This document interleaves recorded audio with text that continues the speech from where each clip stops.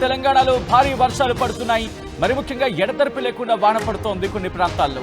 ముసురు కమ్మేస్తనే చెప్పుకోవాలి. హైదరాబాద్ లో రాత్రి నుంచి భారీ వర్షం పడుతోంది. ఎడతెరిపి లేకుండా వాన పడుతూనే ఉంది. హైదరాబాద్ రోడ్లపై నీళ్లు నిలిచిపోయినాయి. కొన్ని ప్రాంతాల్లో లోతట్టు ప్రాంతాల్లోకి వర్షపు నీరు చేరుతూ ఉండడంతో వాహనదారులు ఇబ్బందులు పడుతున్నారు. అక్కడున్న ఆ ప్రాంత వాసులు ఇబ్బందులు కూడా పడుతున్నారు. ఉమ్మడి వరంగల్, కరీంనగర్, ఆదిలాబాద్, రంగారెడ్డి, మేడ్చల్ జిల్లాల్లో భారీ వర్షాలు పడుతున్నాయి. ములుగు జిల్లా వెంకటాపురంలో 22 సెంటీమీటర్లు, ములుగు జిల్లా వెంకటాపురంలో 22 సెంటీమీటర్ల అత్యధిక వర్షపాతం నమోదైంది. ఇక మేడ్చల్ జిల్లా అలియాబాద్లో 14 సెంటీమీటర్ల వర్షపాతం నమోదైంది. ఇక హైదరాబాద్ విషయానికి వస్తే ఇటు గత 24 గంటల్లో మరి ముఖ్యంగా గత 6 గంటల క్రితం మాట్లాడుకుంటే ఎటువంటి పరిస్థితి ఉండిందంటే హైదరాబాద్లోని షేక్పేటలో 86.5 మిల్లీమీటర్ల వర్షపాతం నమోదైంది.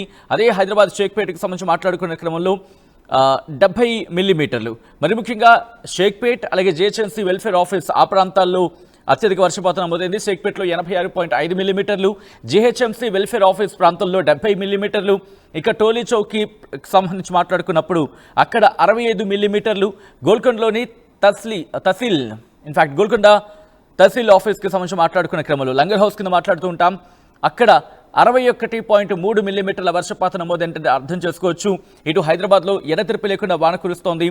లోతట్టు ప్రాంతాలు ఇప్పటికీ ఇబ్బందులు ఎదుర్కొంటున్నాయి. దాంతోపాటు తెలంగాణకు సంబంధించి రాబోయే 2 రోజుల పాటు భారీ వర్ష సూచన జారీ చేసింది భారత వాతావరణ శాఖ. భారీ నుంచి అతి భారీ వర్షాలు తెలంగాణ రాష్ట్రంలో ఆదిలాబాద్, కొమరంభీం, ఆసిఫాబాద్, మంచిర్యాల, నిర్మల్, పెద్దపల్లి, నిజామాబాద్, జగిత్యాల, జయశంకర్, భూపాలపల్లి, ములుగు, భద్రాద్రి కొత్తగూడెం జిల్లాలో అక్కడక్కడ కురిసే అవకాశం ఉందని భారత వాతావరణ శాఖ చెబుతోంది.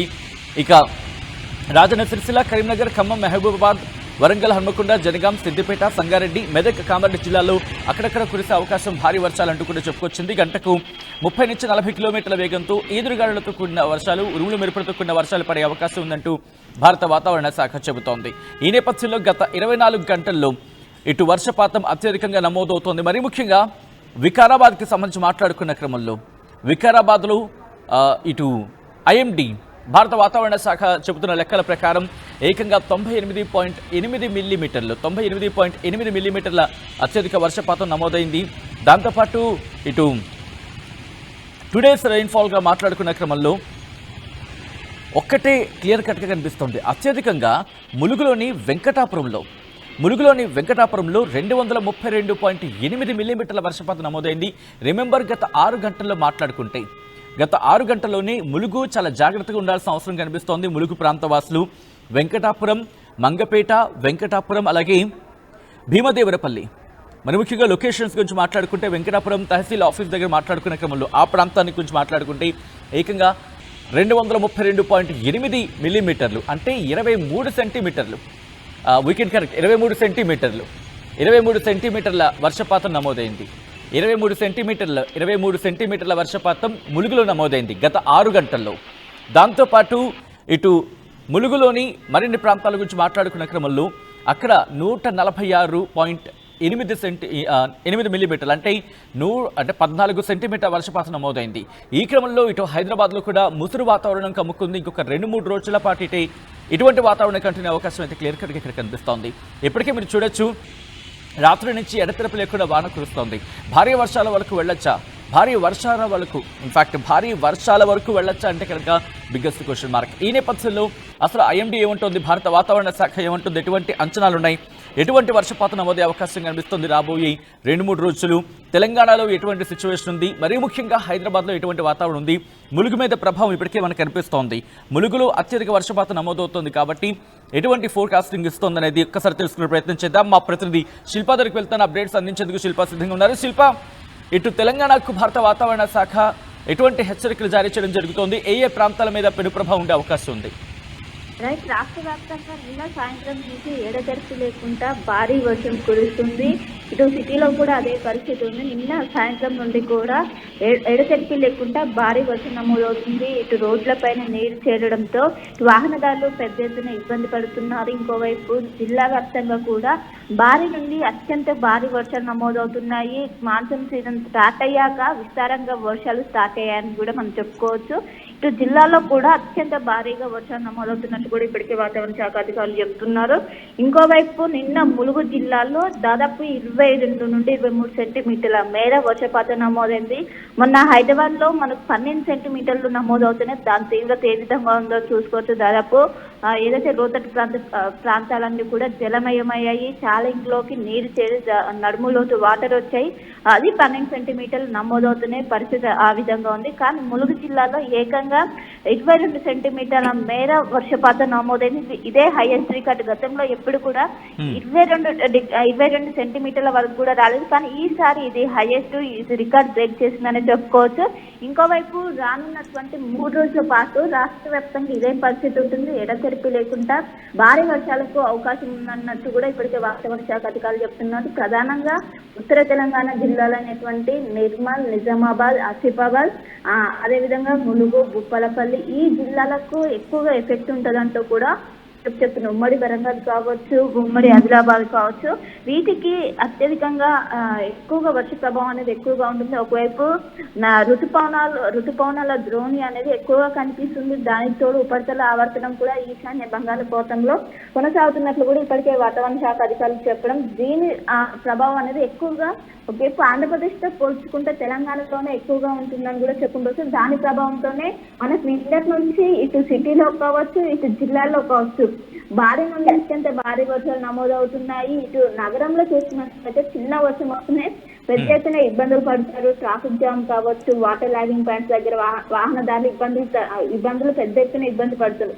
కానీ నిన్నటి నుంచి కూడా నాన్ స్టాప్ గా ఎడతెరిపి లేకుండా భారీ వర్షం నమోదవుతూనే ఉండేది. ఒకవైపు ఇప్పుడు ఆఫీస్కి వెళ్లే వారు కూడా పెద్ద ఎత్తున ఇబ్బంది పడుతున్నారు. ఒకవైపు వర్షం వస్తుంది, ఇంకోవైపు ట్రాఫిక్ తో పెద్ద ఎత్తున ఇటు ప్రజలు ఇబ్బంది పడుతున్నారు. దీంతో ఇప్పటికే జిహెచ్ఎంసీ అధికారులు వాటర్ లాగింగ్ పాయింట్స్ దగ్గర వాటర్ వెళ్లేందుకు చర్యలు చేపట్టినప్పటికీ వర్షం అనేది నిరంతరంగా రావడంతో వాళ్ళకు కొంచెం అంతరాయం ఏర్పడుతుంది. ఇంకోవైపు ట్రాఫిక్ పోలీసులు ఎక్కడెక్కడైతే మెయిన్ సిగ్నల్స్ ఉంటాయో వాటి దగ్గర కొంచెం ఈజీగా వాళ్ళు ప్రస్తుతానికైతే ముందస్తుగా చర్యలు చేపట్టారు. ఇప్పటికే రెయిన్ అలర్ట్స్ దృష్ట్యా ఇప్పటికే సైబరాబాద్ పోలీసులు సాఫ్ట్వేర్ ఉద్యోగులు వర్క్ ఫ్రమ్ హోమ్ చేయాలంటూ కూడా ఆదేశాలు జారీ చేశారు. గతంలో కూడా ఎప్పుడైతే వర్షాల తీవ్రత అనేది ఎక్కువగా ఉంటుందో వాళ్ళకు షిఫ్ట్స్ అందరికీ ఒకటేసారి లాగిన్ టైం అనేది ఒకటేసారి ఇవ్వకుండా షిఫ్ట్ల వైజ్ ఒకరు 3 గంటలకు, ఒకరు 2 గంటలకు, ఆ విధంగా అయితే అందరూ ఒకటేసారి రోడ్డు పైకి రాకుండా ఆ విధంగా దాని వల్ల అనేది ట్రాఫిక్ అనేది కొంచెం క్లియర్ గా ఉంటుంది. సో ఇప్పుడు కూడా ఒకవైపు కొంతమంది వర్క్ ఫ్రమ్ హోమ్ చేసుకోవాలంటున్నారు. మిగతా వాళ్ళకి టైమింగ్స్ చేంజ్ చేయాలంటూ కూడా ఇప్పటికే ఆదేశాలు జారీ చేశారు. ఎందుకంటే రానున్న 3 రోజుల పాటు ఇటు సిటీతో పాటు రాష్ట్ర వ్యాప్తంగా భారీ నుండి అత్యంత భారీ వర్షాలు నమోదవడానికి అవకాశం ఉంది. దీన్ని వాతావరణ శాఖ అంచనా వేయడంతో ఖచ్చితంగా ముందస్తుగానే జాగ్రత్తలు తీసుకున్నారు. ఇటు డిఆర్ఎఫ్ బృందాలు కావచ్చు, ఎస్డిఆర్ఎఫ్ కావచ్చు, హైడ్రా బృందాలు అన్ని కూడా రంగంలోకి దిగి ప్రధానంగా లోతట్టు ప్రాంతాల దగ్గర నిరంతరం పర్యవేక్షిస్తున్నారు. అక్కడ ఉన్నటువంటి ఏ విధంగా ఉంది, అక్కడ ఉన్నటువంటి వాళ్ళ ఇళ్లలో పరిస్థితి ఏ విధంగా ఉంది, ఇన్ కేసు అవసరమైతే సురక్షిత ప్రాంతాలకు తరలించేందుకు కూడా వాళ్ళు సిద్ధంగా ఉన్నారు. పక్కన అంబులెన్స్ కూడా సిద్ధం చేసుకున్నారు. ఇంకోవైపు శిథిలావస్థ చెందినటువంటి భవనాలను కూడా వెకేట్ చేయాలంటూ కూడా, ఎందుకంటే చిన్న వర్షం వస్తేనే ఈ మధ్య గోడలు కూలిపోవటం ఇవన్నీ కూడా చూస్తున్నాం. ఒక్కసారి మీరు లైన్ లో ఉండే ప్రయత్నం చేయండి. ఇప్పటికే కొంతమంది రియాక్ట్ అవుతున్నారు. మీ ఏరియాలో వర్షం పడుతోందా? మరి ముఖ్యంగా ఇటు ములుగు జిల్లా ప్రాంత వాసులకు మాత్రం విజ్ఞప్తి చేయడం జరుగుతుంది. దయచేసి, ఎందుకంటే భారీ వర్షాలు నమోదవుతున్నాయి కాబట్టి ఆ ప్రాంత ప్రజలు కాస్త అలర్ట్గా ఉండండి. ఎందుకంటే అక్కడున్న వాగులు కావచ్చు, వంకలు కావచ్చు, నదులు కావచ్చు ఉప్పొంగి ప్రవహించే అవకాశం ఉంటుంది. కాబట్టి జాగ్రత్తగా ఉండాల్సిన అవసరం అయితే కనిపిస్తోంది. మరి ముఖ్యంగా కొన్ని ప్రాంతాలకు ఇప్పటికే హెచ్చరికలు జారీ చేస్తుంది భారత వాతావరణ శాఖ.